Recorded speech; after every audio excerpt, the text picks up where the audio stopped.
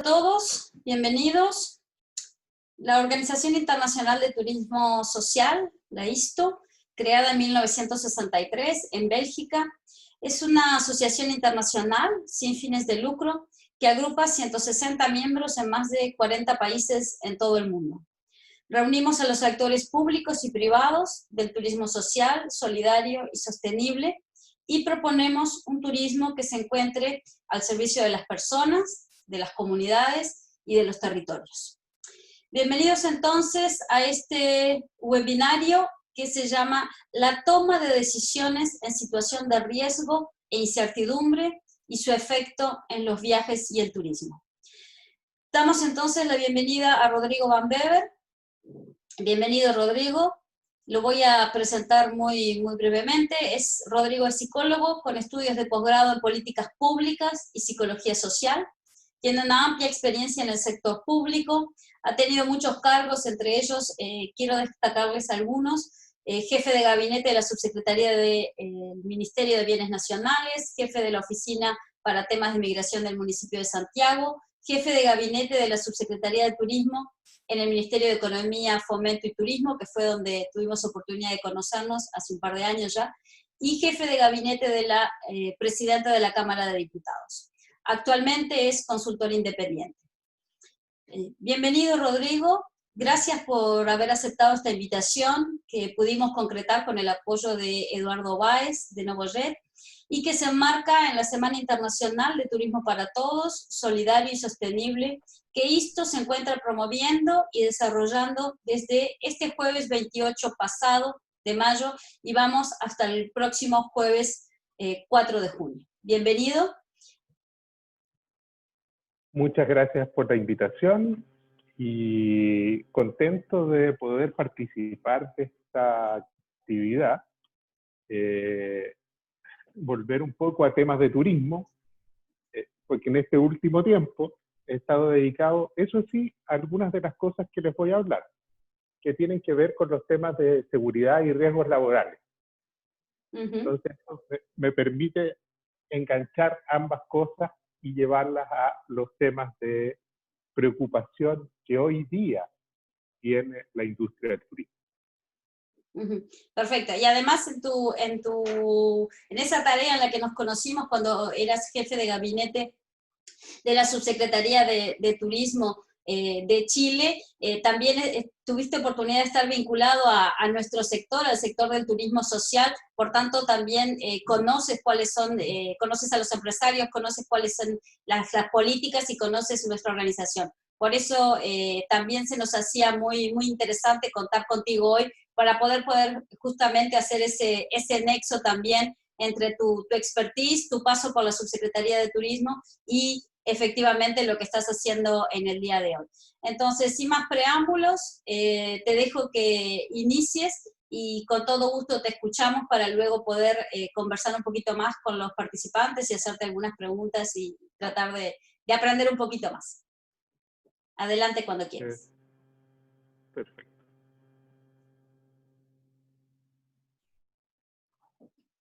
Bueno, ahí me imagino pues, todos pueden ver la pantalla. Sí, está perfecta.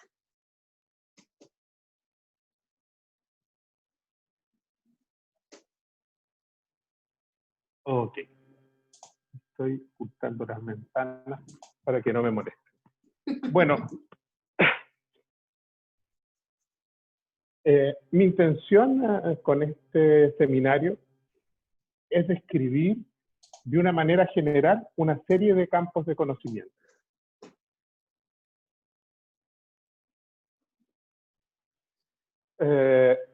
Primero, quiero hablar de la situación en que nos encontramos hoy día respecto del COVID-19.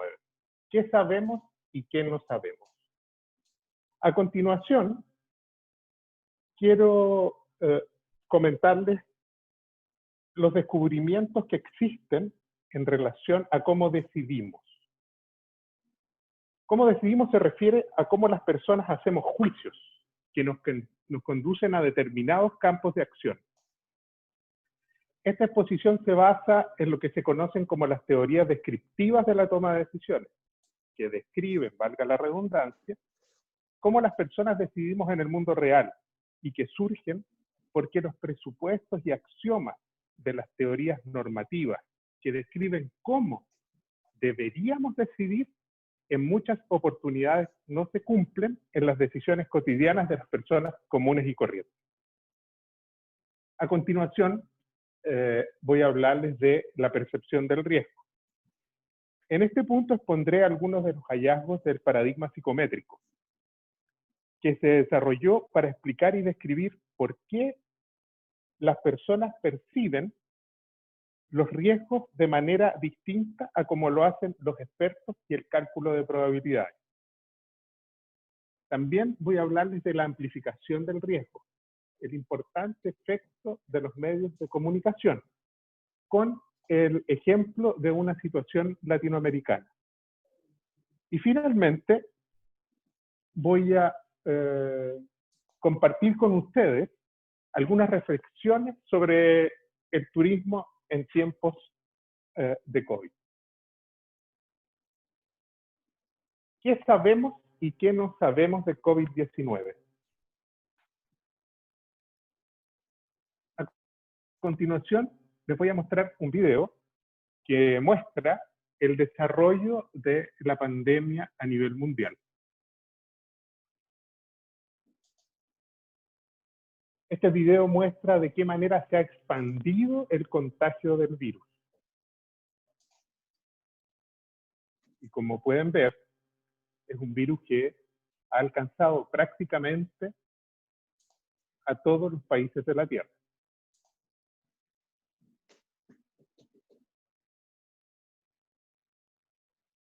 Al día 30 de mayo, teníamos 6.048.384 personas contagiadas y 368.604 personas fallecidas.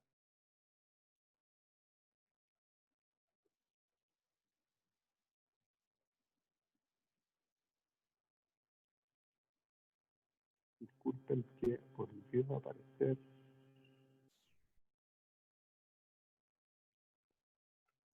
¿Cuáles son las certezas con la información que tenemos disponible hasta hoy? El coronavirus SARS-CoV-2 o COVID-19 puede producir un síndrome respiratorio agudo grave, para el cual no existe un tratamiento antiviral efectivo. Segunda certeza, entre el 30 y el 80% de las personas infectadas serían asintomáticas o experimentarían síntomas muy leves, similares a la gripe o irritaciones cutáneas. Tercero, los síntomas aparecen entre los 4,5 días y los 15,6 días después del contagio. 4. Con medidas de control efectivas se puede evitar el contagio. 5. Las diferentes estimaciones hechas por epidemiólogos indican que el número reproductivo, es decir, el número promedio de casos nuevos, de infecciones nuevas, que genera una persona contagiada a lo largo del periodo que es infeccioso, está entre 1,6 y 2,5. Lo que hace que este coronavirus sea mucho más contagioso que la gripe, que tiene un número reproductivo estimado entre 1,2 y 1,4. La Organización Mundial de la Salud estima que han fallecido entre 3 y 4% de las personas contagiadas. Sin embargo, es muy probable que esta cifra esté sobreestimada, sobre todo pensando en la cantidad de personas asintomáticas que existe en la actualidad.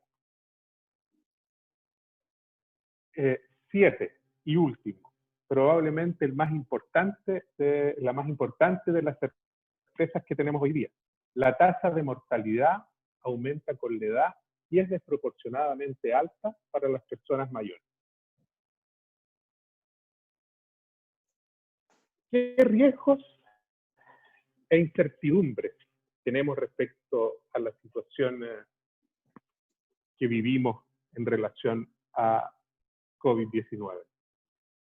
Primero, de contagiarse las personas no saben si eran síntomas y cuán graves eran los mismos. No sabemos ¿Cuándo existirá un tratamiento antiviral que permita una atención médica adecuada de los síntomas? Segundo, el virus dejará de ser preocupación cuando logremos inmunidad de comunidad, grupo o rebaño. Es decir, cuando entre el 70 y 80% de la población mundial sea inmune. Esta inmunidad se alcanza de dos maneras: mediante vacunas o mediante el contagio. Sin embargo, en relación al contagio, hoy día no hay pruebas suficientes de que esa inmunidad que se genera sea suficiente y cuán duradera será. Tercero, las vacunas en situaciones normales tardan años en desarrollarse. En la actualidad hay 80 grupos de investigadores trabajando y se espera que logren el objetivo de tener una vacuna antes de marzo de 2021. Pero pasarán al menos un par de años para que la población mundial alcance la inmunidad de grupo mediante vacunación.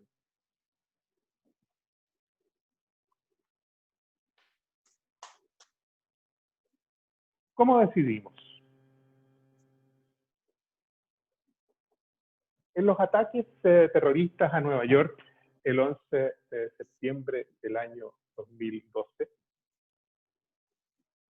generó la siguiente situación. Entre octubre del 2001 y septiembre del 2002, hubo aproximadamente 1.600 muertos más por accidentes automovilísticos. Eso es casi la mitad de las personas que fallecieron en el ataque a las Torres Gemelas. Los estadounidenses evitaron el riesgo de volar después del ataque y en su lugar condujeron automóviles, lo que aumentó las muertes por accidentes de circulación o de tránsito. ¿Qué nos dicen las probabilidades, las estadísticas?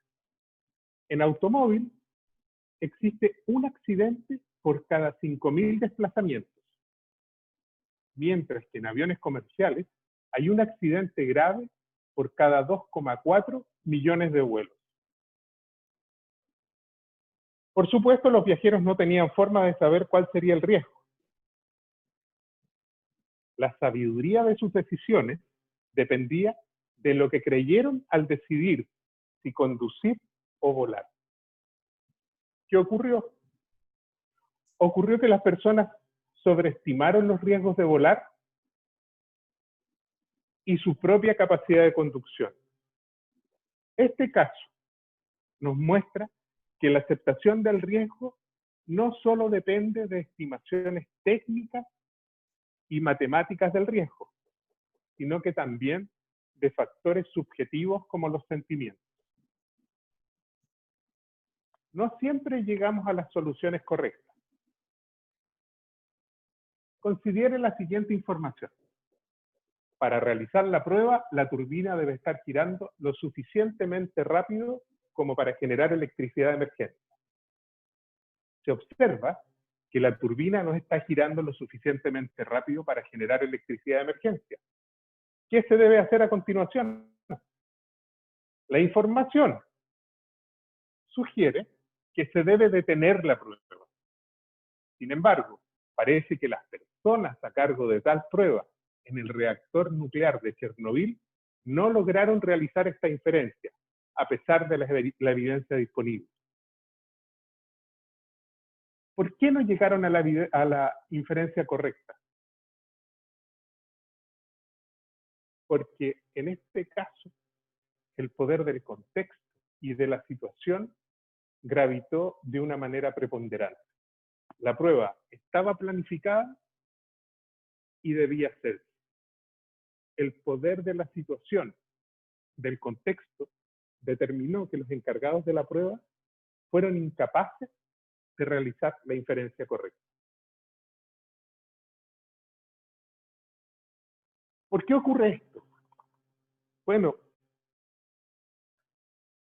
la ciencia nos dice que el cerebro humano es resultado de un proceso evolutivo que comenzó con la aparición del primer homínido, hace aproximadamente 2.400.000 años.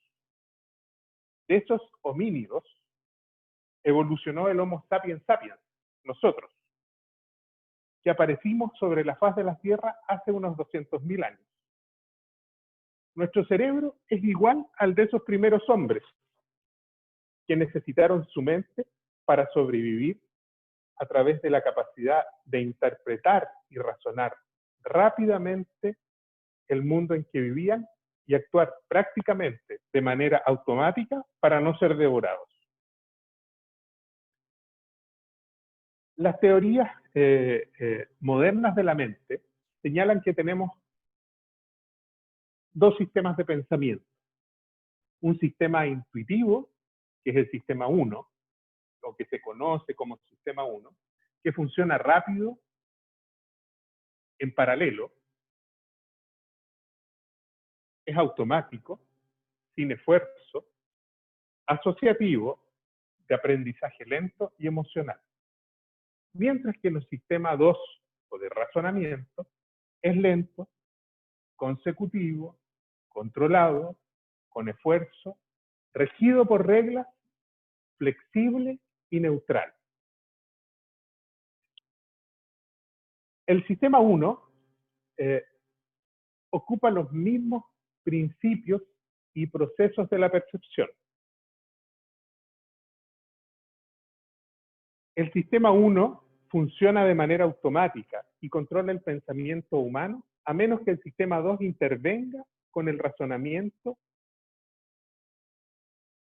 cuestión que demanda mayor trabajo y esfuerzo mental. El sistema 2 interviene para alterar o inhibir las respuestas espontáneas que genera el sistema 1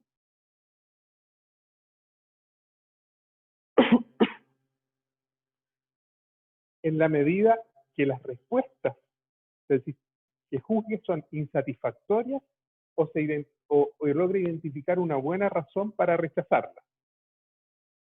El sistema 1 genera impresiones y sentimientos, que son las fuentes principales de las creencias y elecciones que hacemos. El sistema 1 realiza juicios intuitivos, que funcionan exactamente como la percepción. Cuando la información es insuficiente o no tenemos la posibilidad, el tiempo o la motivación para razonar, aceptamos que las cosas son como las vemos. De esa manera es posible que el sistema 1 pueda generar ilusiones cognitivas. Es decir, que inspiramos algo que en realidad no es así. Ahora, ¿cómo podemos identificar en qué minuto estamos funcionando de manera intuitiva y en qué minuto estamos razonando? Cuando estamos utilizando el sistema 1, cuando estamos teniendo un pensamiento intuitivo, solo somos conscientes del resultado, no del proceso. Cuando usamos el razonamiento, las personas somos conscientes del resultado, pero también del proceso.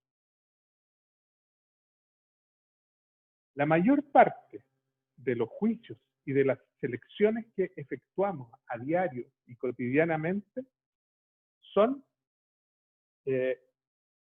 intuitivas. Nuestra mente realiza aproximadamente entre 2.000 y 35.000 decisiones diarias. Y me imagino que ustedes, como yo, tienen la misma experiencia de que esas decisiones mayoritariamente surgen del sistema 1. Son intuitivas, no las razonamos. No tenemos tiempo para razonar del orden de la magnitud de 1.000, 10.000 o 35.000 decisiones al día.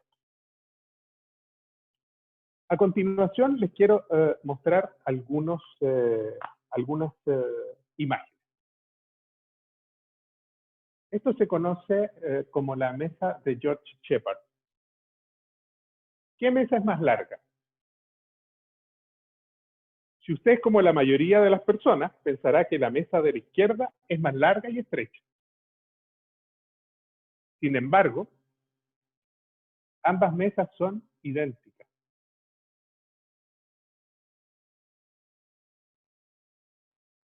Ahora, su sistema 2 sabe que las mesas son iguales. Sin embargo, usted todavía va a ver a la mesa vertical más larga que la mesa horizontal. Usted no puede decidir ver las mesas iguales, aunque sabe que lo son. No puede impedir que el sistema 1, que la intuición, saque sus conclusiones. A continuación, les voy a mostrar una imagen que se conoce como el cubo de Louis Necker.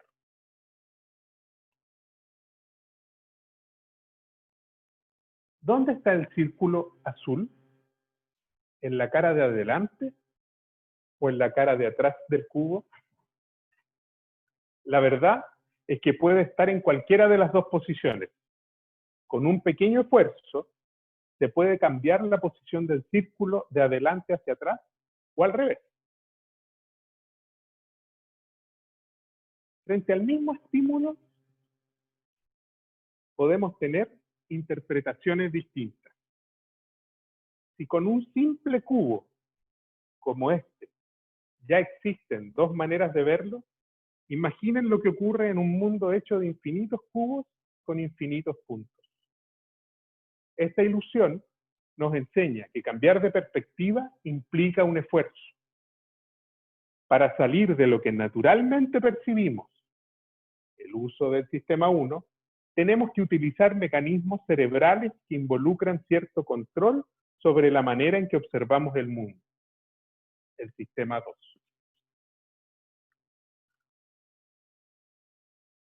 Siga su intuición. Un bate y una pelota cuestan $1.10 en total.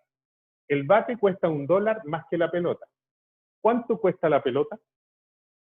Hagan el ejercicio.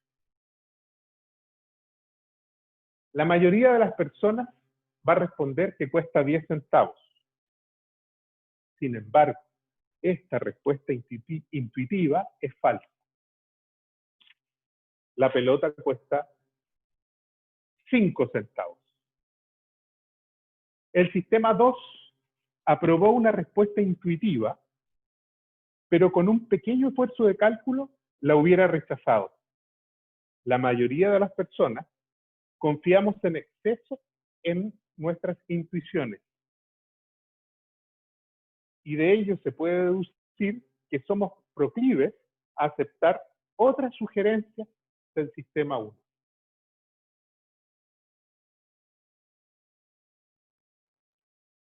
Los heurísticos funcionan en el sistema 1. Son atajos mentales que tomamos para procesar información de manera rápida. Son operaciones que utiliza nuestra mente para facilitar la información, la formación de juicios, tomar decisiones y realizar una acción, reformulando los problemas y transformándolos en unos más simples que puedan ser resueltos fácilmente.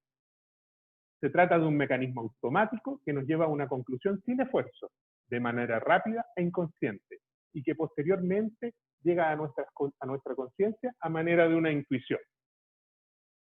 El uso de estos atajos nos puede llevar a una conclusión errónea o a un sesgo, es decir, a errores sistemáticos que se producen siempre de la misma manera bajo las mismas circunstancias o bajo circunstancias similares. Quiero hacer un ejercicio con ustedes. Quiero ver si puedo leer su mente. Contesten lo más rápido que les sea posible lo siguiente. Piensen en una fruta, una herramienta, un color y una gaseosa.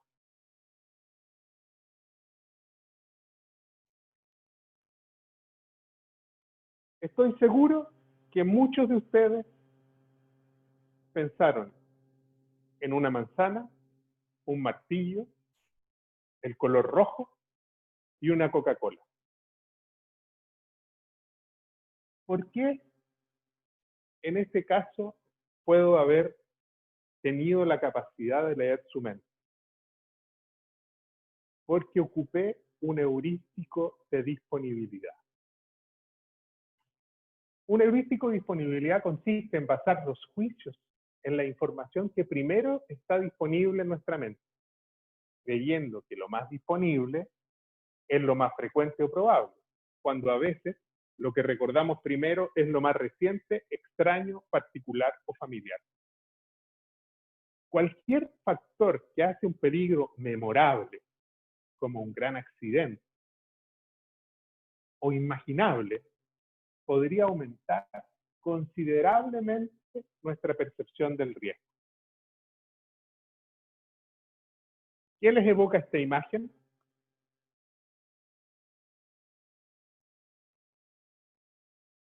Lo más probable es que si nos encontramos con esta abuelita de pelo blanco y cara amable, automáticamente nuestro cerebro en milésimas de segundo nos dirá que no estamos en peligro.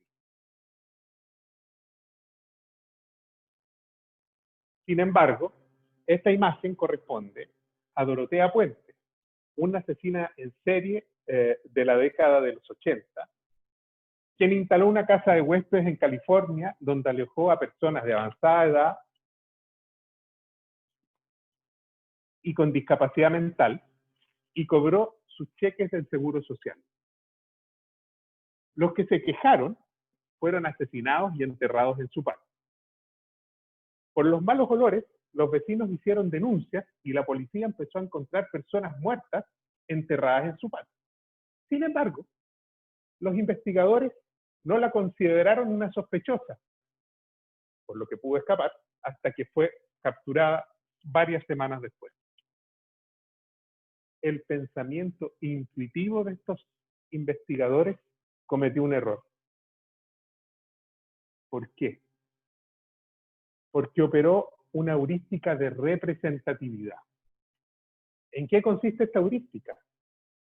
En comparar personas, cosas o situaciones con ciertos prototipos, sin considerar el resto de la información. Juzgamos la probabilidad de algo, perdón, por la representatividad que tiene. Esto, por cierto, tiene ventajas. Las impresiones intuitivas muchas veces son exactas. Por ejemplo, las personas que se muestran amables son realmente amables. Otro ejemplo clásico de esta forma de razonar es pensar que los productos de gran calidad son caros. Y por lo tanto, tendemos a pensar que si algo es caro, tiene que ser de gran calidad. Aunque la mayoría de nosotros sabemos que esto no siempre es así. Les voy a pedir que hagan el siguiente ejercicio. Si una tarjeta es par y su dorso es de color rojo, ¿qué tarjetas hay que girar para decidir si la regla es verdadera o falsa? Hagan el ejercicio, tomen su momentito.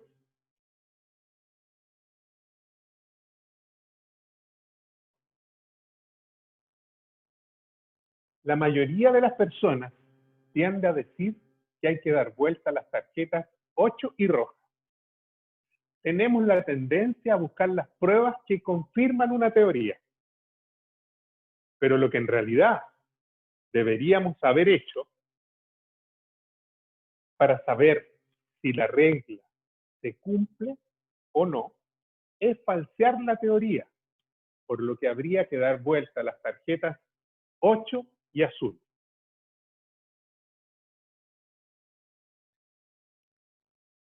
¿Por qué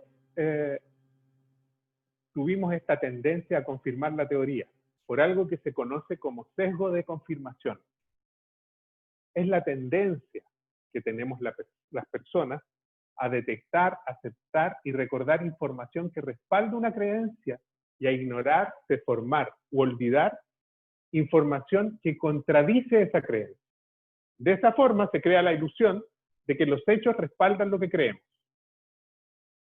La clave para evitar el sesgo de confirmación es buscar fuentes que puedan contradecir nuestras creencias y que estén respaldadas en datos e información.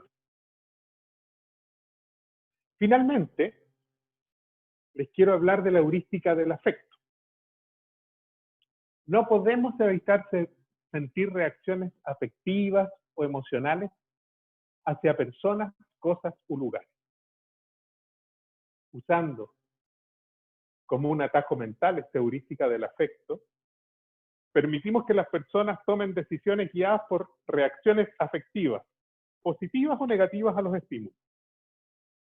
Muy a menudo escuchamos decir, he decidido en favor de X, pero en la mayoría de las ocasiones no es más que, me gustó X. Si tienes un buen sentimiento acerca de una situación o un lugar, puedes percibirlo como de bajo riesgo. Del mismo modo, si tienes un mal sentimiento, puede inducirte a una mayor percepción de riesgo. Y todo ello independiente del riesgo real o calculado de la situación. Esta heurística del afecto es automática y ocurre de manera muy veloz ante nuestra primera aproximación a los estímulos.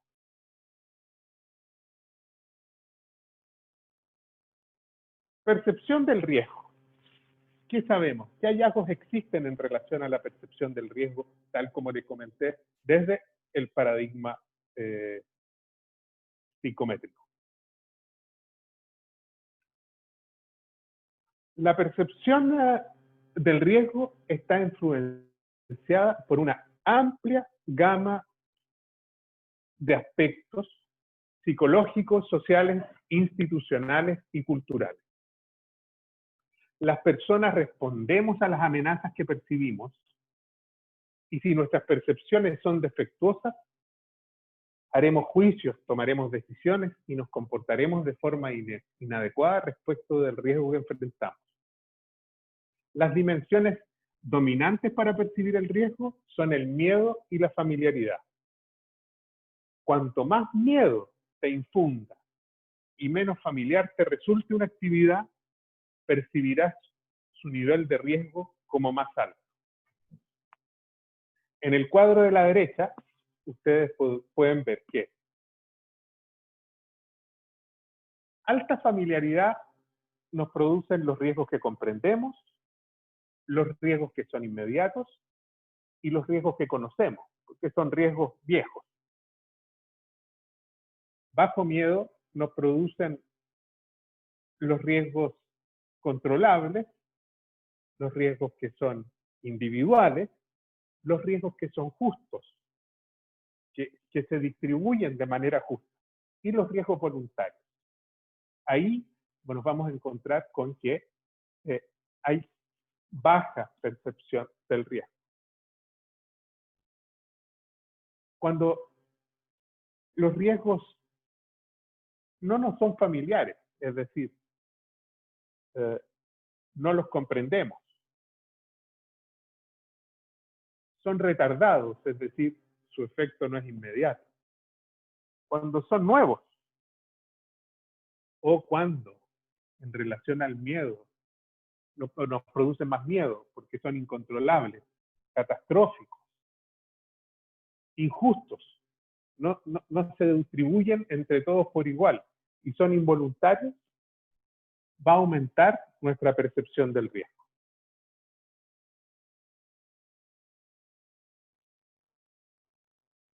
El paradigma psicométrico y los estudios de percepción del riesgo han descubierto algunas cosas que yo quería contarles. Frente a los riesgos, las mujeres se sienten más inseguras que los hombres. Ello es probable al rol cultural que se les ha impuesto de protección a la familia, mientras que los hombres que se mueven en un arquetipo de la masculinidad reprimen sus emociones y minimizan los riesgos. ¿Qué pasa con los adolescentes? para el sentido común, para la sabiduría popular, los adolescentes tienen un sentido único de invulnerabilidad. Comillas, piensan que no les puede pasar nada. Hay evidencia que esto ocurre porque opera un sesgo, el sesgo optimista, en el sentido de que se ven a sí mismos como mejores que la media para evitar riesgos sobre los cuales tienen alguna sensación de control.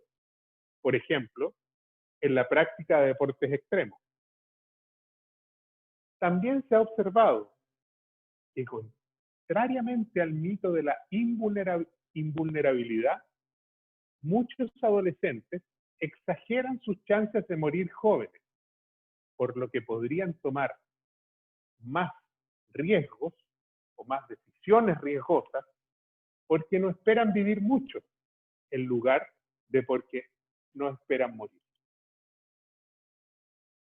Dentro de las cosas que encontré cuando preparaba esta presentación, es que también los estudios psicométricos y otros estudios mediante encuestas o métodos cualitativos de investigación, como entrevistas o grupos focales, dan cuenta o informan respecto de la percepción de riesgo que existe en turistas.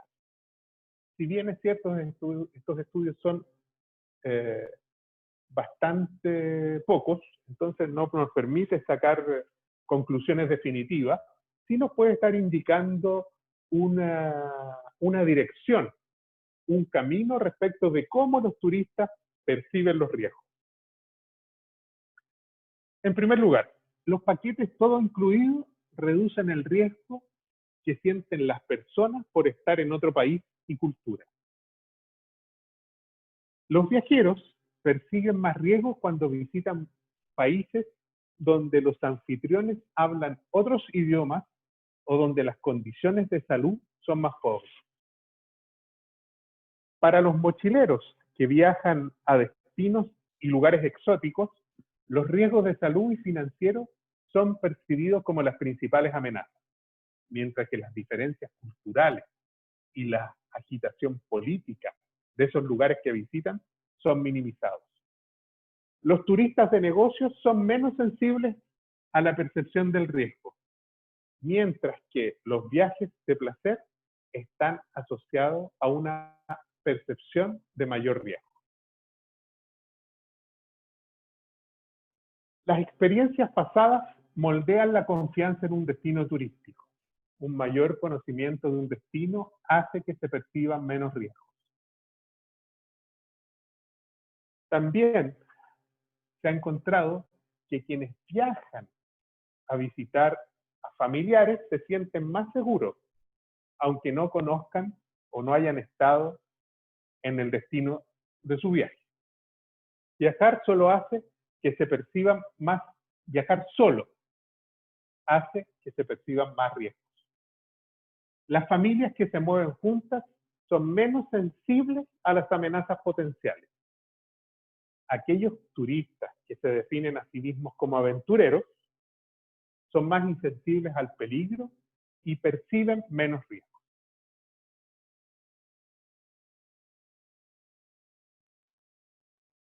Ya vimos que el riesgo tiene una serie de factores que lo influyen. Uno de esos es la capacidad de amplificar socialmente los riesgos.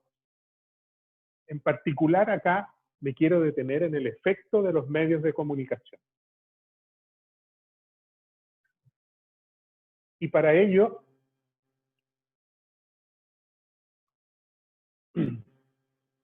les quiero contar la situación o la experiencia que ocurrió en Goianía, que fue conocido como el Chernobyl sudamericano. El 13 de septiembre del año 87, dos recolectores de basura, en busca de chatarra para vender, entraron a un hospital abandonado y encontraron una extraña máquina. Tomaron esta máquina y se fueron a sus casas. Utilizando destornilladores, abrieron un equipo radiológico y extrajeron un cilindro de su interior. 5 días después, fueron a un desguace y vendieron todas las partes de este equipo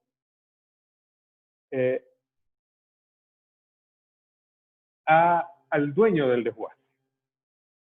Esto ocurrió durante el día, durante la mañana. En la noche, el dueño del desguace vio un hermoso brillo azul que brotaba de la cápsula y pensó que se trataba de algo sobrenatural. El hombre llevó esta cápsula a su casa, la abrió y la repartió entre familiares y amigos. Repartió fragmentos de material que se encontraban en el interior del objeto. Era un material fácil de desmenuzar que se convertía en polvo y brillaba. Se trataba de cesio 137. El cesio 37 es un material radioactivo. Como este polvo brillaba, la esposa del dueño del depósito de chatarra no halló nada mejor que su ropa de dormir adornarla con este polvo. Incluso el hermano del dueño del deshuesadero llevó varios fragmentos a su casa y los colocó en la mesa mientras cenaban. Pronto, muchas personas enfermaron y con los mismos síntomas: diarrea, vómito, fiebre alta, pérdida de cabello, etc. En total murieron 4 personas, 249 tuvieron niveles significativos de material radiactivo en sus cuerpos y fueron contaminadas 42 viviendas.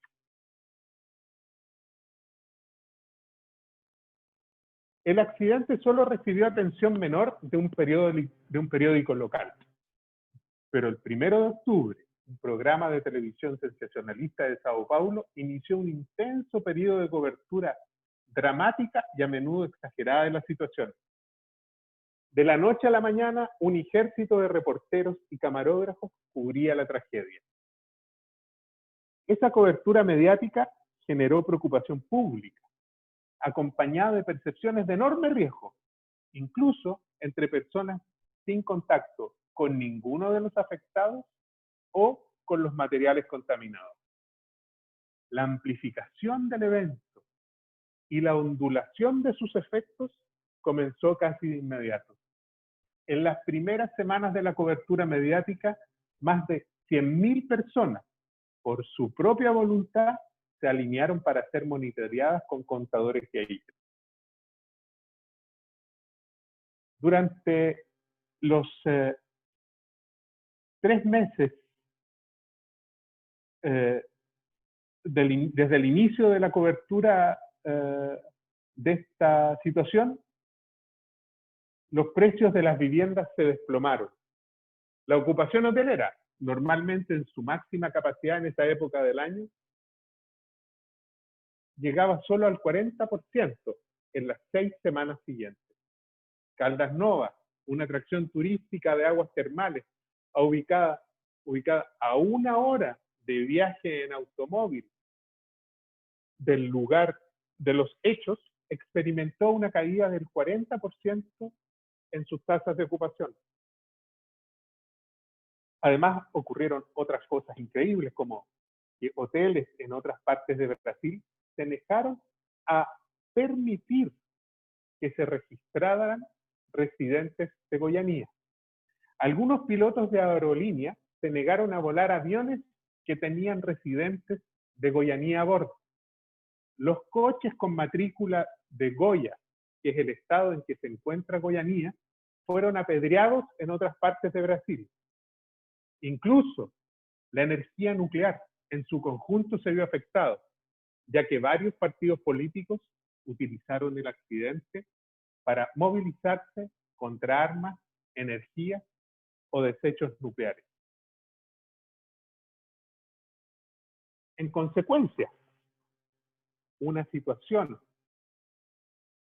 acotada territorialmente y en número de personas afectadas generó una ola de efectos muchísimo más allá de los afectados directamente.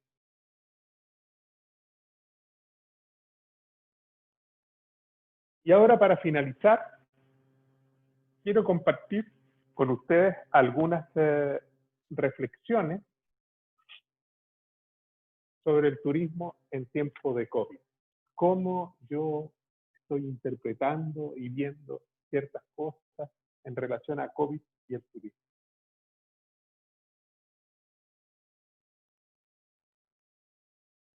Lo primero que se me ocurre es que para tener una sensación de normalización hay que percibir que las cosas están mejorando. Mientras no ocurra aquello, no vamos a tener una sensación de normalización.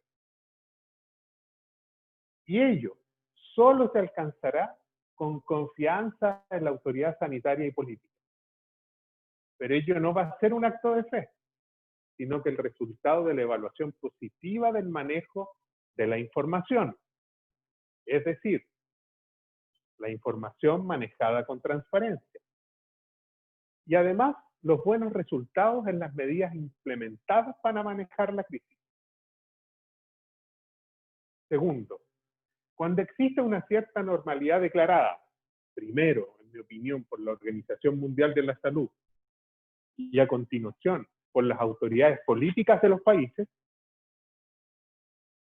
me parece que lo más probable es que el turismo se realizará donde los riesgos que se perciben sean más bajos. Es decir, en los lugares que nos resulten más familiares y que nos produzcan menos miedo o temor.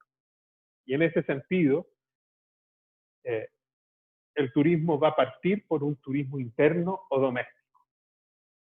¿Quiénes viajarán? Va a tener que ver con los riesgos de enfermar grave o de morir de COVID. Y en ese sentido, los primeros por los bajos riesgos que enfrentan serán las personas jóvenes, estudiantes y trabajadores sin familia. A continuación, lo harán las familias con hijos en edad escolar y finalmente los adultos mayores. Pero probablemente ese viaje solo ocurrirá en contextos en que el contagio se encuentre controlado, en que existan casos muy esporádicos y con aislamiento de enfermos y sus contactos estrictos. La confianza es frágil. Se crea lentamente, pero puede ser destruida en un instante, por un solo error. Una vez que se pierde, puede tomar mucho tiempo reconstruirla, y en algunos casos puede que nunca sea recuperada. Por ello, todas las medidas que se tomen para impedir que turistas se contagien en medios de transporte al destino o atracción y en las instalaciones turísticas son fundamentales para entregar tranquilidad y reducir los miedos de las personas. La industria deberá asesorarse con expertos en prevención de riesgo, con especialidad en riesgos sanitarios, para evaluar las situaciones de mayor riesgo de contagio, para implementar las medidas más eficientes y sostenibles económicamente. Las personas cometemos errores, y esa es una cuestión inevitable, incluso en las mejores organizaciones, y pueden ser cometidos por las personas más inteligentes o con la más alta calificación. La industria debería establecer para sus trabajadores estándares para que las condiciones de cuidado del turista que se establezcan no sufran desviaciones. Y para ello, sugiero el uso de listas de chequeo. Se trata de una medida de alta eficacia en la prevención de riesgos. Por algo es utilizada en vuelos comerciales, en los aviones y en los pabellones de cirugía. También me surgieron una serie de preguntas en relación a esto que se viene una vez que alcancemos alguna suerte de normalidad y se empiece a recuperar la industria del turismo, se empiecen a recuperar los viajes, las personas quieran viajar, tengan menos miedo para viajar. ¿Qué EPP, o sea, elemento de protección personal, deberán utilizar trabajadores y turistas? ¿Los restaurantes deberán organizar mesas para impedir cercanía física de las personas? ¿La alimentación será por turnos? ¿Se sanitizarán habitaciones mediante pulverizadores, luz ultravioleta u otras? ¿Qué tiempo de no uso de las habitaciones será requerido tras la sanitización?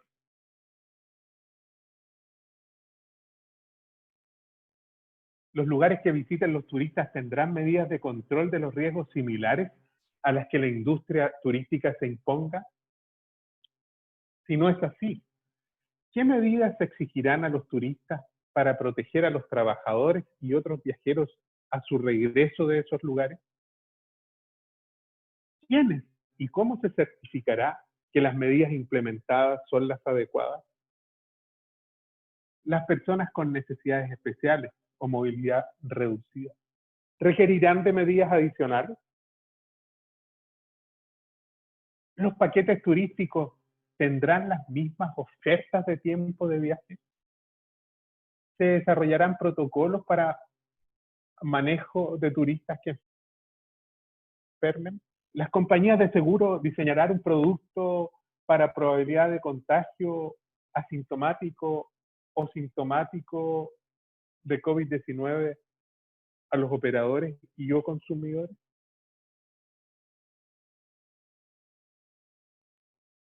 La crisis del COVID-19 tendrá consecuencias económicas. ¿Afectará esto la oferta turística generando disminución de la oferta?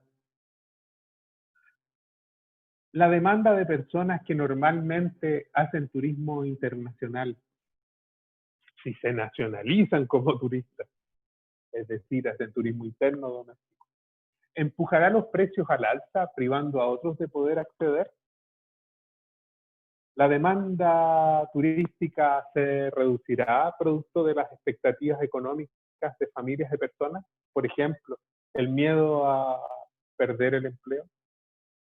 En los países que tenemos programas de turismo social subsidiados por el Estado a la demanda, ¿existirá un aumento de presupuesto para compensar los malos resultados de estos meses y para aumentar la demanda agregada turística, considerando los tiempos de recesión que parecen avecinarse?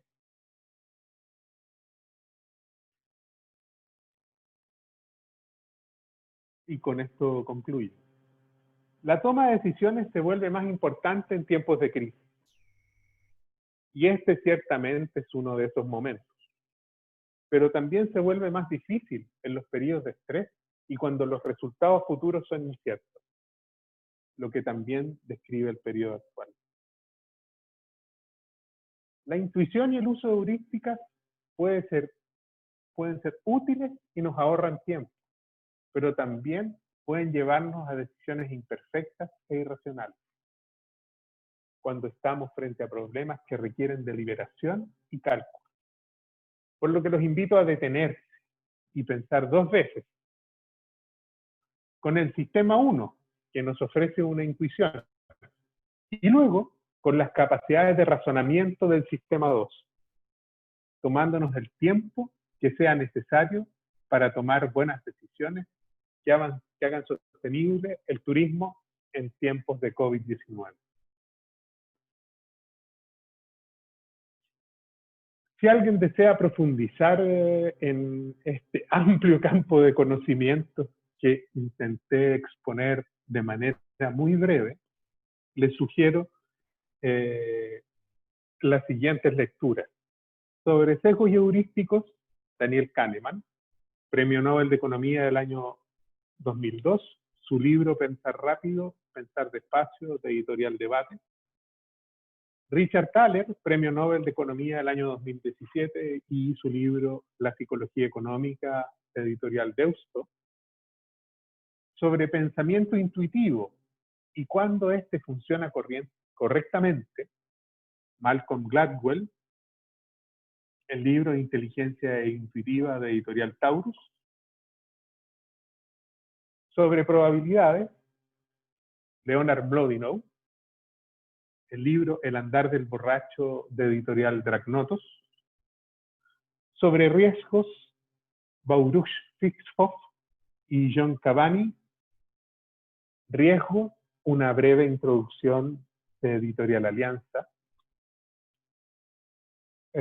De Paul Slovic, The Perception of Risk, de Editorial Routledge.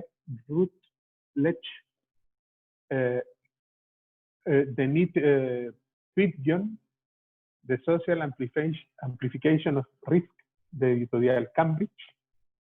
Y sobre errores humanos, a James Reason, el libro Human Errors, de Editorial Cambridge. Thanks. Muchas gracias.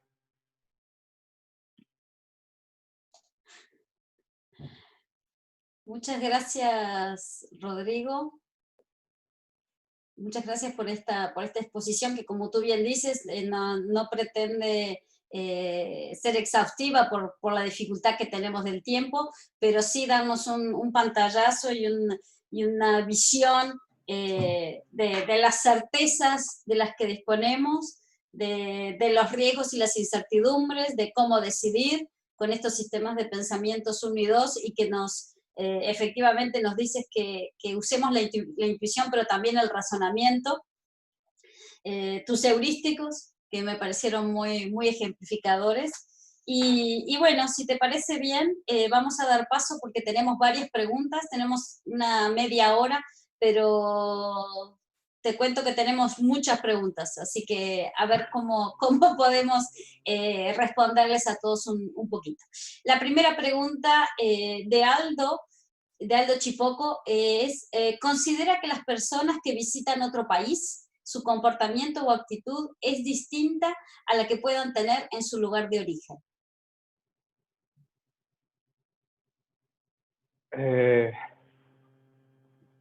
Depende. Probablemente en algunas situaciones sí va a ser distinta.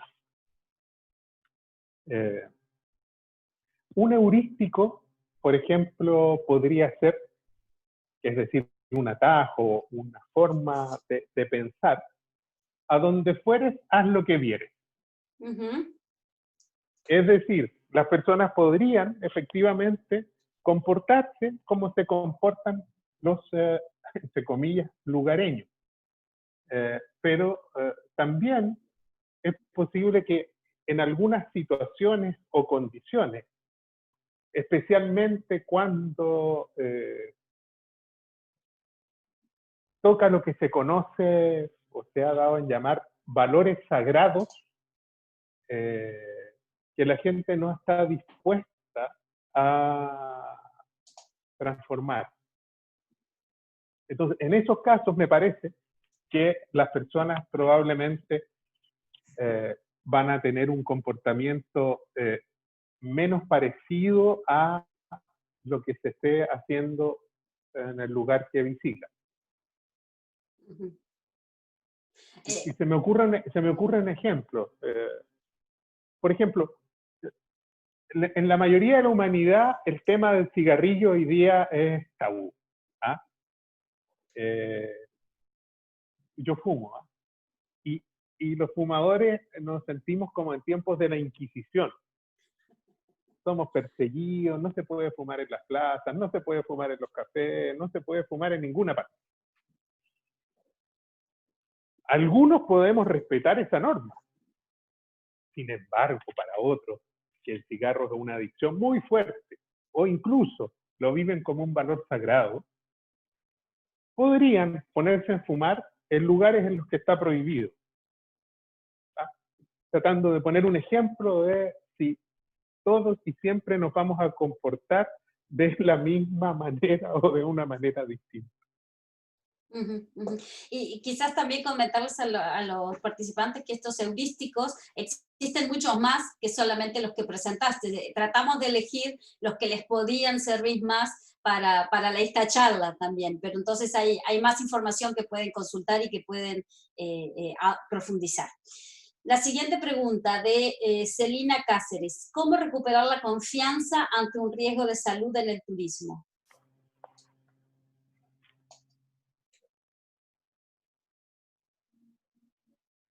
Yo creo que esta finalmente es una cuestión bien eh, multifactorial y multisectorial.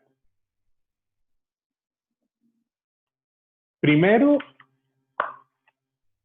y en mi opinión, lo más relevante es que las autoridades encargadas de manejar esta crisis logren transmitir confianza, logren dar confianza de que lo que están haciendo o lo que se está haciendo es correcto, está bien hecho. Eso lo veremos por los resultados. ¿Ah? Si efectivamente se controla o se logra controlar la pandemia, esa confianza necesaria para volver a una suerte de normalidad, que yo creo que va a ser un poco distinta a la normalidad pre-COVID, pero va a ser una normalidad también. No creo que dejemos de hacer las cosas que hacíamos. Lo que sí creo es que para hacer esas cosas vamos a tener que tomar una serie de medidas asociadas a distancia, asociadas a elementos de protección personal y otras cosas. Lo primero es, por tanto, que la confianza de la sociedad se, se establezca o se construya para poder hacer cualquier cosa a continuación. Muchas gracias. Rosa Isela García nos dice, la respuesta de cada persona, dependiendo su capacidad de racionalidad, apertura ante un mundo cambiante, es la forma como percibirán sus riesgos en el futuro de viajes y otros aspectos de su vida, sin importar su género. La pregunta es, aproximadamente en el mundo actual, ¿cuántas personas pueden llegar a esta conclusión? Dice, para poder dar otro paso en la evolución humana. Te dije que te prepararas. Mira,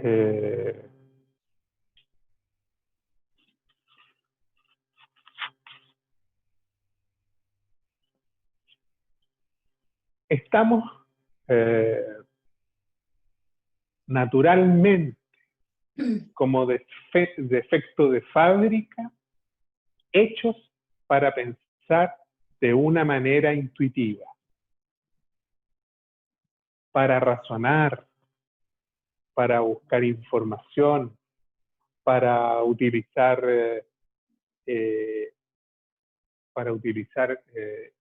el cálculo probabilístico o las estadísticas, requerimos que se nos enseñe a pensar. Decía, no lo recuerdo, no va a ser una cita de memoria, pero H.G. Wells, el mismo autor de La máquina del tiempo, La guerra de los mundos, decía que nuestras sociedades contemporáneas y tecnológicas, para tener buenos ciudadanos, requería de tres cosas: que nos enseñaran a leer, que nos enseñaran a escribir y que nos enseñaran estadística. Desde niños nos están enseñando, desde la más tierna infancia, desde la niñez, nos enseñan a escribir y leer. Pero en realidad no nos enseñan a razonar estadísticamente. Eh, y probablemente, para que todos podamos eh, instalarnos y aprovechar las capacidades que tiene nuestro sistema 2 o nuestro razonamiento, deberíamos incluir estas cosas en los programas de estudios escolares. Deberíamos enseñar a pensar de buena forma. Acá yo les di un tip que espero que les sirva. El pensamiento intuitivo, el sistema 1, nos lleva a una conclusión, a un resultado. Y solo somos conscientes de eso, somos conscientes del resultado. Con el razonamiento, con el sistema 2, lo que hacemos es que, además de ser conscientes del resultado o de la conclusión, somos conscientes del proceso.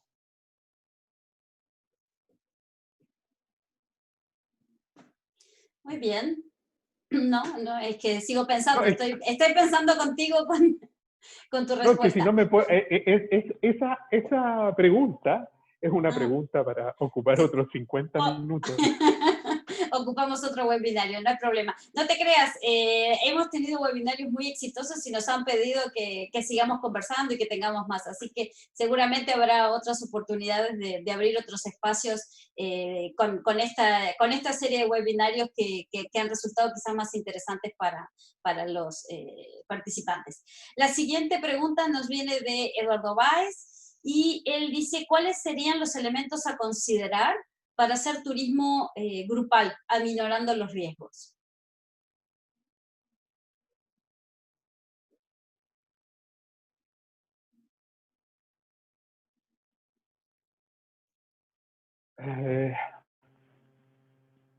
Bueno, yo lo señalo en la presentación.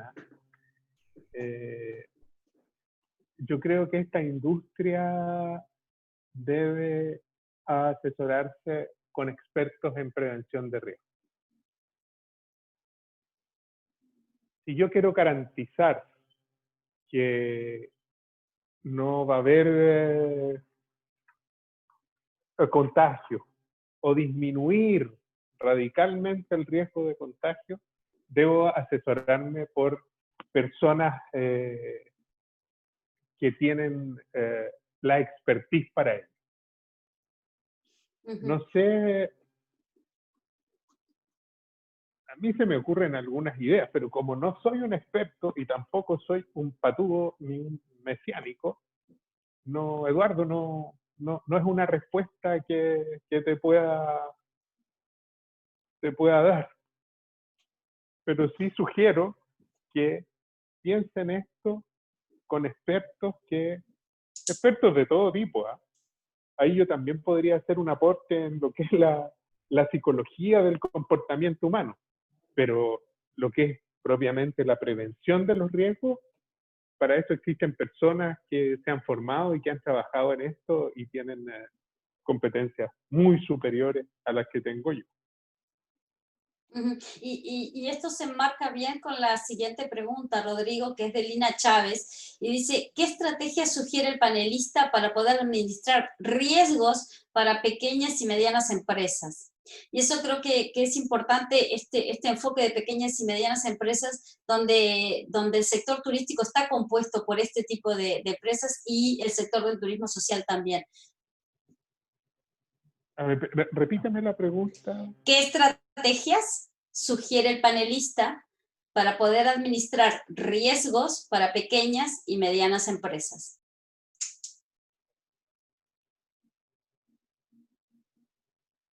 Yo creo que en términos de estrategias es entregar a través de distintos mecanismos, pero es entregar las confianzas al turista, al consumidor, de que las empresas tomaron todas las medidas para impedir que se produzca un contagio en sus instalaciones.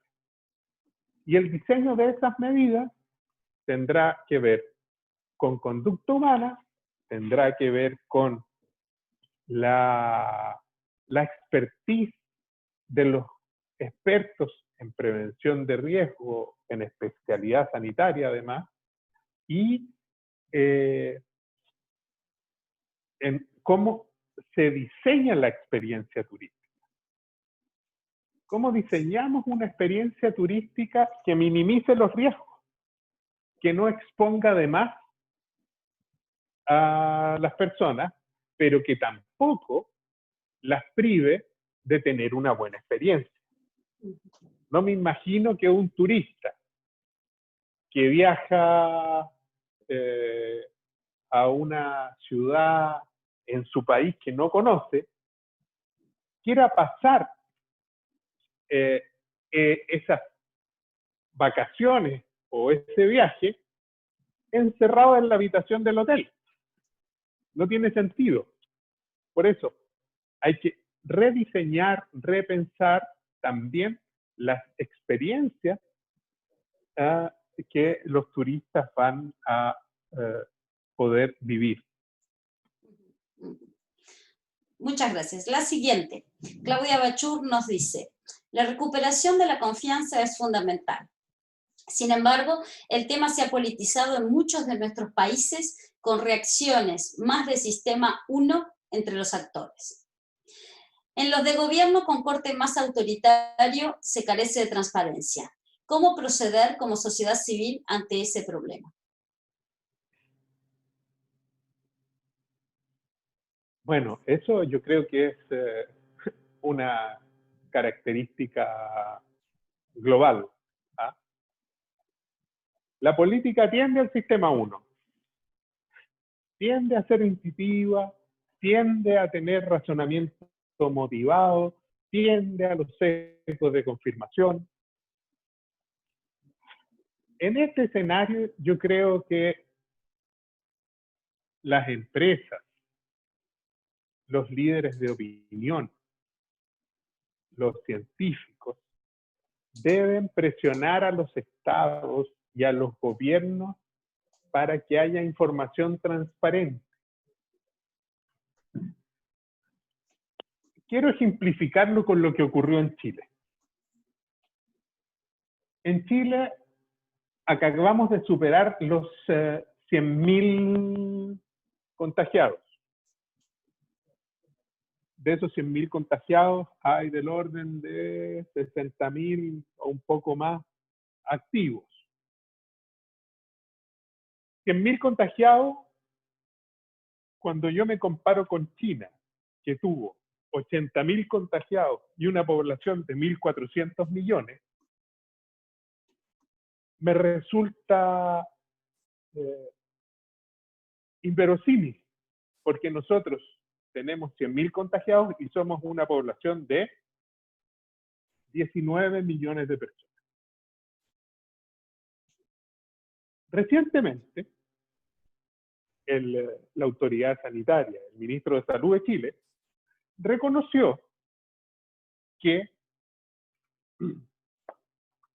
los modelos y las proyecciones en las que basó las políticas implementadas fracasaron. Nos dijo que él se había seducido por estos modelos, por estas proyecciones. Probablemente operó su sistema 1. Hay un dicho en psicología. No es ver para creer, es creer para ver. Las cosas que yo creo son las que veo. Ahora, ¿qué ocurrió? Ningún chileno conoce el modelo que sedujo al ministro. En la medida que conocemos las formas en que la política pública está actuando, en la medida que tenemos transparencia de las informaciones que se utilizan y de las decisiones que se toman a partir de esas informaciones, podemos generar confianza, independiente del conflicto de las fuerzas políticas, de la crítica grande o pequeña. Lo relevante acá es que ciertos actores de opinión, ciertas personas que tienen acceso a los medios, empiezan a hacer exigencias de esa naturaleza. Porque aquí, independiente de que un político sea un poco más querido o otro un poco más odiado, en general lo que muestran las encuestas de nuestros países en América es que hay bajísima confianza en la política. Las evaluaciones de las acciones que se están tomando deberían a través de los medios que existen. Muchas veces, por ejemplo, no hay acceso a los medios masivos de comunicación. Pero hoy día, por suerte, tenemos redes sociales. Y ahí las personas que tengan algo que decir, que tengan credenciales científicas, que tengan credenciales razonables de pensamiento ponderado, por ejemplo, podrían utilizar esos espacios para ir contando lo que piensan y cómo o cuáles deberían ser las acciones que emprendan las autoridades. Siguiente. Es de Miguel Ángel Vargas, que nos está escuchando desde México junto con sus alumnos. Y dice, ¿qué papel deberá jugar la política pública en los países de economías emergentes al ser emisor y receptor del turismo por su importancia económica y la asociación que estén comprometidos a efectuar con la Organización Mundial de la Salud, con la Organización Mundial del Turismo y con otros organismos internacionales que inciden en el desarrollo económico mundial, turístico, de salud, de infraestructura y de más impacto?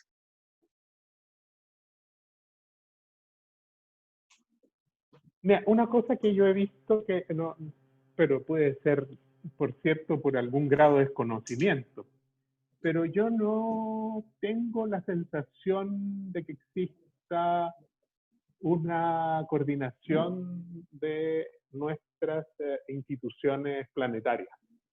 Yo no sé, no lo he visto, me imagino que no ha ocurrido, pero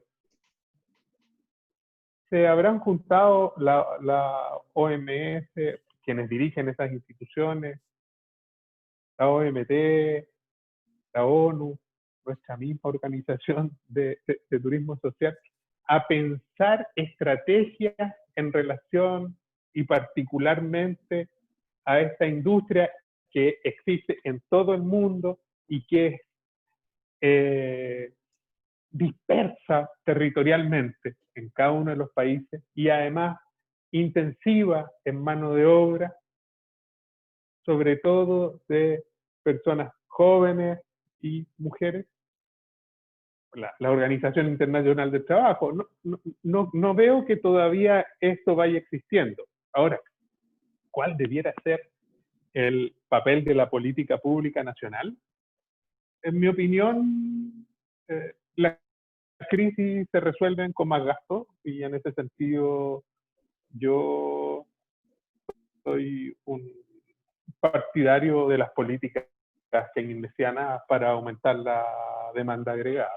El Estado tiene que gastar dinero para reactivar las economías. No veo otra alternativa en estas circunstancias. Uh-huh. Uh-huh.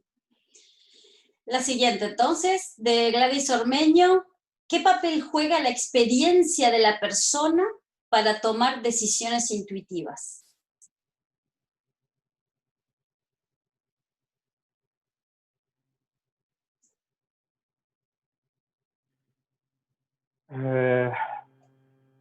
Muchísimas, muchísimas.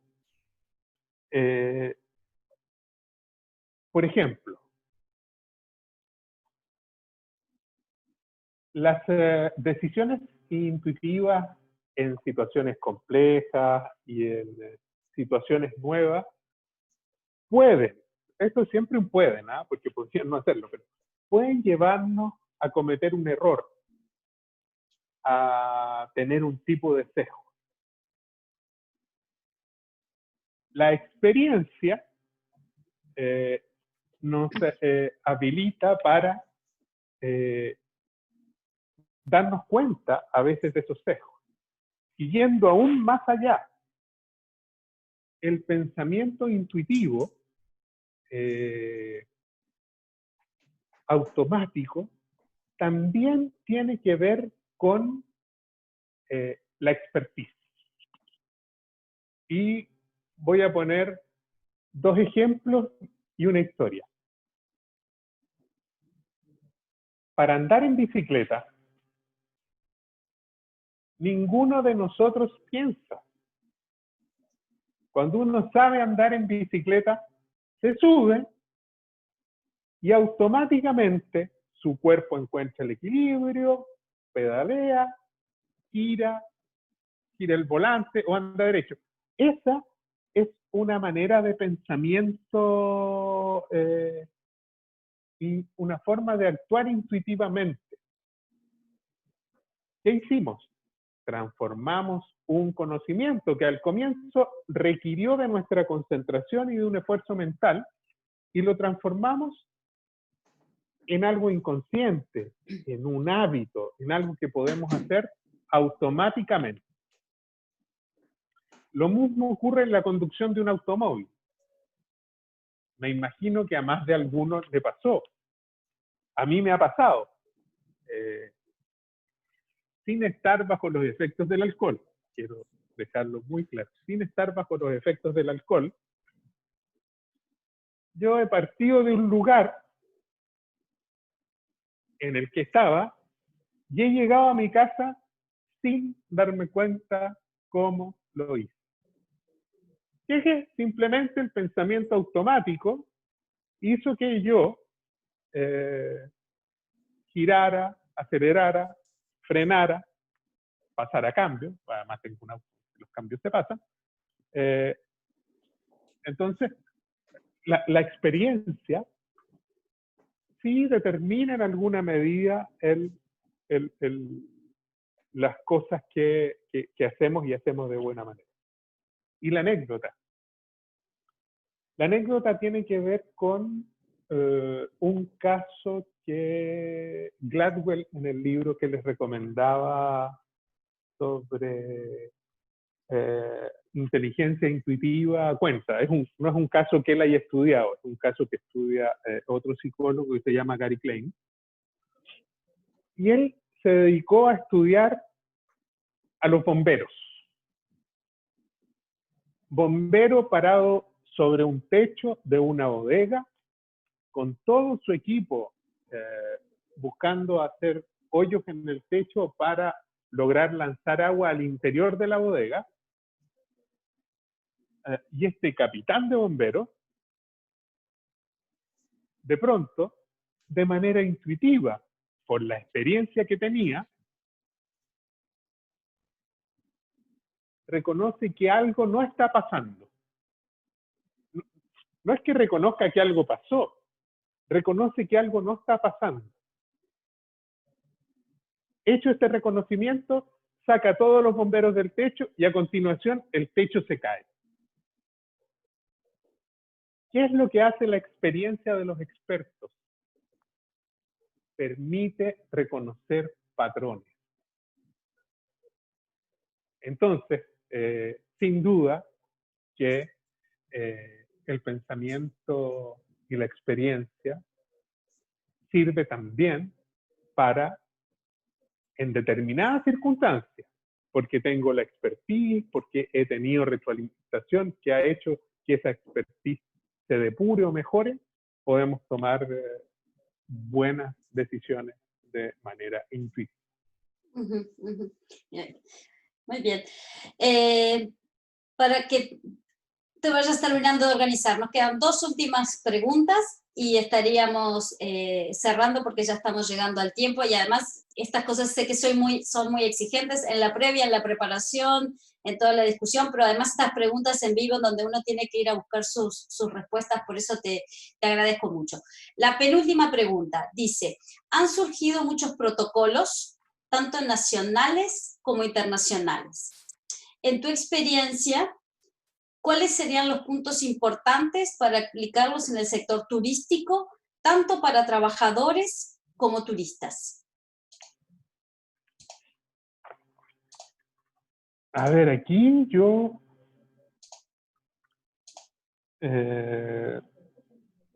tengo 2 ideas.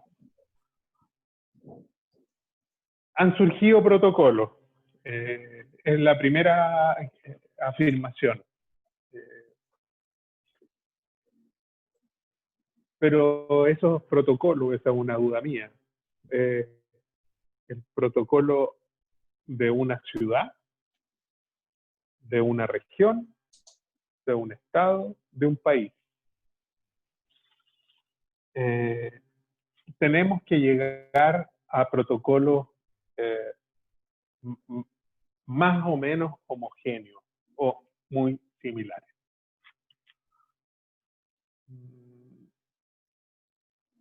La gente necesita ver que los protocolos son similares o parecidos y que las diferencias que puedan llegar a tener tienen que ver con el contexto en que se aplican. Esa sería como una primera sugerencia. Después,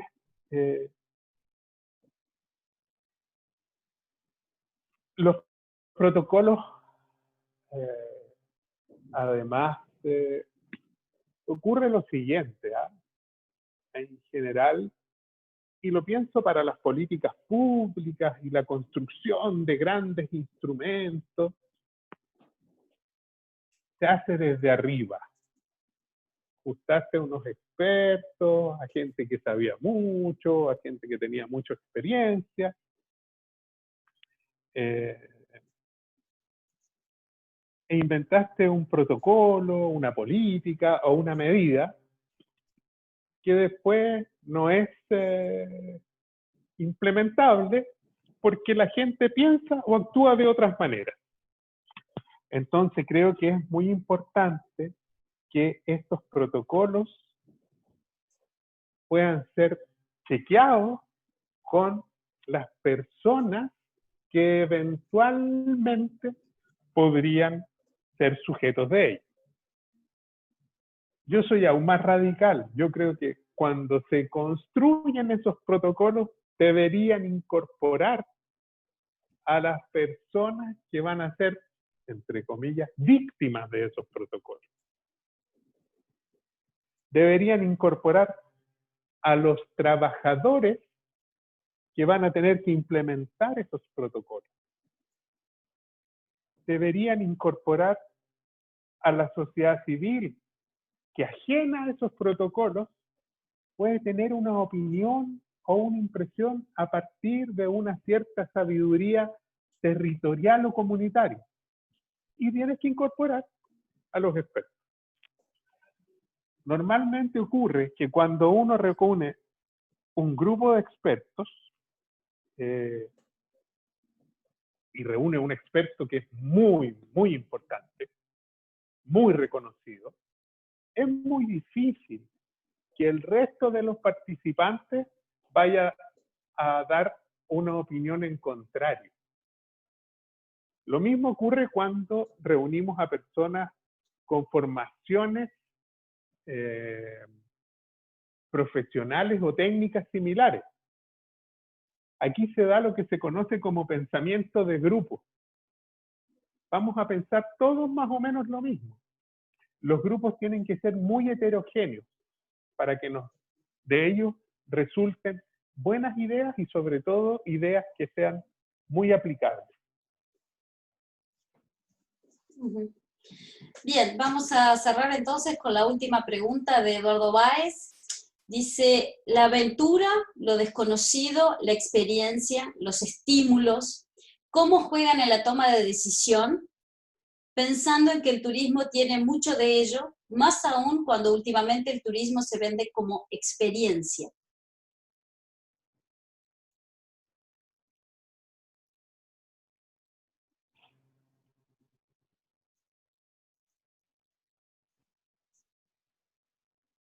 Yo creo que Eduardo estuvo pensando puras preguntas difíciles, ¿ah? Seguramente. ¿Cómo influyen las decisiones de turismo? Yo creo que efectivamente el turismo lo que busca vender y lo que la gente busca comprar son experiencias. ¿Ah? Y además no cualquier experiencia, busca comprar buenas experiencias. Y por bueno, tiene que ver con una cierta idiosincrasia de las personas. Bueno, podría ser ir a ir a tener la posibilidad de ver lugares, formas que en mi entorno más cercano no existen. Por ejemplo, a alguien que vive en una ciudad, en una selva de cemento, su buena experiencia podría ir a ver un bosque, a tomarle fotos a ese bosque. Para otro, una buena experiencia puede ser saltar en bungee. Entonces, sí, los turistas buscan experiencias, buenas experiencias. Y en ese sentido, creo que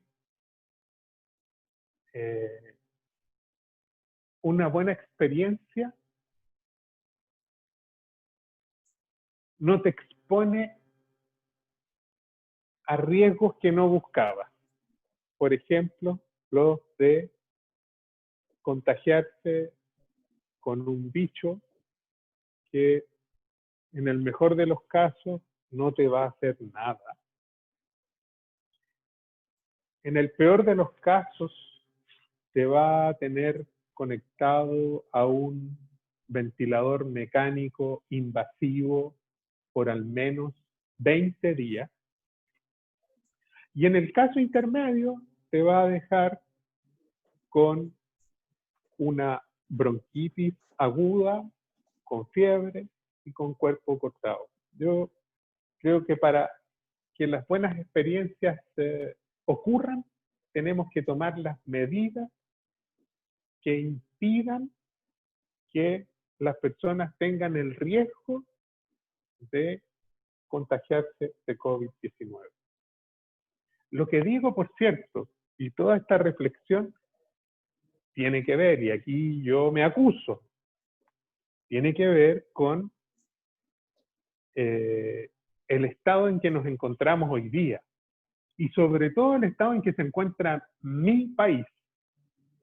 Yo hoy día probablemente, no probablemente, lo doy como certeza, veo esta situación de COVID, esta situación de pandemia, muchísimo más peligrosa y riesgosa que alguien que hoy día está en Nueva Zelanda. No me cabe ninguna duda. Entonces,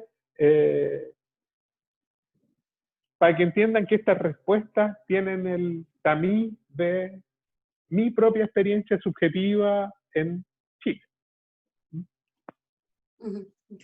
Excelente, muchísimas gracias, Rodrigo. El tiempo nos jugó en contra, o no sé. El tiempo también, a veces cuando nos suceden estas cosas de que nos interesan los temas, nos juega esto de que nos parece que se nos fue volando, así que efectivamente creo que no soy la única, se nos fue volando. Quiero decirte que en el comentario del chat hay muy buenos comentarios, muchos te agradecen, les ha gustado tu manera tan clara de exponer estos temas, así que tomo la voz de ellos que está por escrito y te agradezco en nombre de ellos y te digo que realmente están muy satisfechos. Gracias. Gracias por tu tiempo, por haber sido tan generoso, por haberle dedicado muchas horas a preparar este tema, por haberlo aterrizado a lo del turismo, eso que decíamos tanto de cómo lo podemos bajar para que nuestros participantes realmente lo puedan utilizar a partir de ahora a través de este conocimiento que tú les has transmitido. Entonces, muchísimas gracias a los participantes. Antes de cerrar y dejarle a Rodrigo los últimos 30 segundos para que se despida, decirles que se vienen 3 webinarios más. Iniciamos a las 2 de la tarde de Montreal con itinerarios innovadores, la planificación de itinerarios de turismo social. Seguimos a las 15:30 con el rol de las autoridades públicas en la reconstrucción del turismo, un conversatorio que tenemos con ministros de turismo de las Américas, particularmente con la representación de Chile, de Guatemala y de Perú, y cerramos el día a las 17:30 horas, hora de Montreal también, con la gestión cultural como herramienta del turismo social. Así que tenemos programación para el resto del día, para el resto de la semana, y Rodrigo, te cedo la palabra para que cierres con tus palabras finales. No, yo solo agradecer la invitación. Como le decía a Verónica hace unos días, yo en realidad para hacer esto bien, hubiese necesitado de exposición unas 2 horas. Pero espero haber logrado transmitir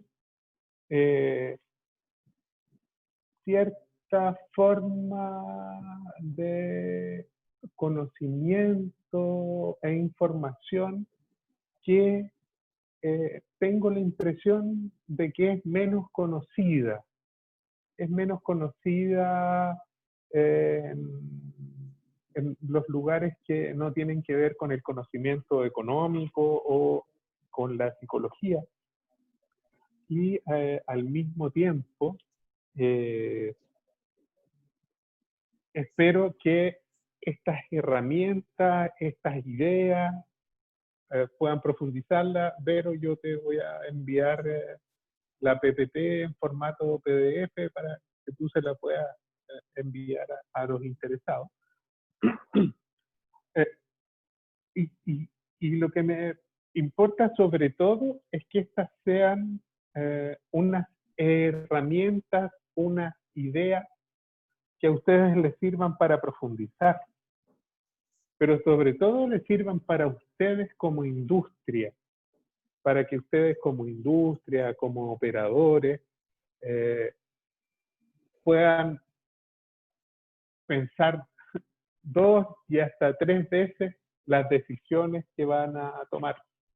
Me interesaba también dejar planteadas esas preguntas que señalé, porque yo creo que ahí ustedes son los más capacitados, los más expertos para ir dándole respuestas, para ir buscando de qué forma hacemos un turismo en tiempos de normalidad COVID, sin esperar aún hasta que todos seamos inmunes, tengamos inmunidad de rebaño, de grupo, de comunidad, volver a hacer una vida más normal.